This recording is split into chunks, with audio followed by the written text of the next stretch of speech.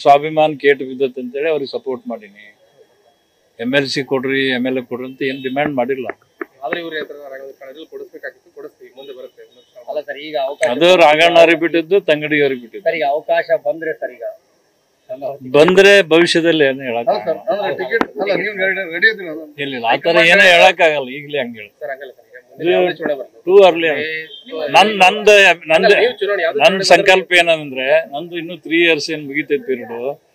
ಈಗ ಅಸೆಂಬ್ಲಿ ಇರೋದು, ಅದು ಮುಗಿದ್ಮೇಲೆ ಎಲ್ಲರೂ ಒಂದ್ ಕಡೆ ನಿಲ್ಬೇಕಂತೀವಿ. ಅಲ್ಲ ಸರ್, ಈಗಲೇ ಅವಕಾಶ ಕೊಟ್ರೆ ಸರ್ ಅಂತ. ಅದು ಈಗಲೇ ನಾ ಹೆಂಗ್ ಹೇಳಕ್ ಅಲ್ಲಿ ಇರ್ಬೋದು, ಅವ್ರ ಅಭಿಮಾನಿಗಳು ಪ್ರಿಸರ್ವ್ ಮಾಡ್ತಾರ. ಇಲ್ಲ ಆತರ ಹೇಳಕ್ ಆಗಲ್ಲ. ಈಗ ಸೋಷಿಯಲ್ ಮೀಡಿಯಾದಲ್ಲ ಇದೇ ಚರ್ಚೆ ಆಗ್ತಿದೆ. ಆಗ್ಲಿ, ಅದು ತಪ್ಪೇನೆ. ನಾನು ಈ ವಿಷಯದಾಗ ಏನು ಹೇಳಕ್ 3 years ಆದ್ಮೇಲೆ ಹೇಳಿ ಎಲ್ಲರೂ ಒಂದ್ ಕಡೆ ನಿಲ್ತಾರೆ. ಈಗ ಅದ್ರ ಬಗ್ಗೆ ಹೇಳಕ್ ಆಗಲ್ಲ.